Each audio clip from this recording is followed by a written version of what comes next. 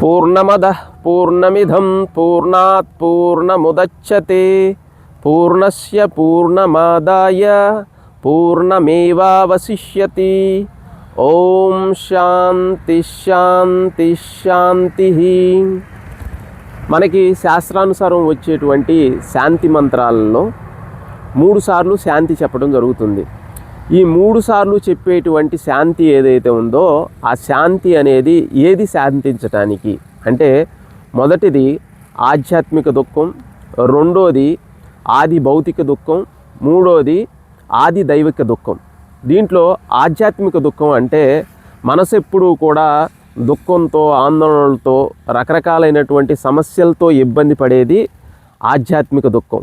ఈ ఆధ్యాత్మిక దుఃఖం శాంతించాలి అనేది మొదటి శాంతి. రెండోది ఆది భౌతిక దుఃఖం. ఆది భౌతిక దుఃఖం అంటే భౌతికంగా ఉండేటువంటి వ్యక్తుల ద్వారా లేకపోతే జంతువుల ద్వారా రకరకాలైనటువంటి జీవుల ద్వారా వచ్చేటువంటి శారీరక మానసికమైనటువంటి దుఃఖాలు ఏవైతే ఉన్నాయో అవి శాంతించాలి అనేటువంటి రెండవ శాంతి చెప్తాం. ఇక మూడోది ఆది దైవిక దుఃఖం.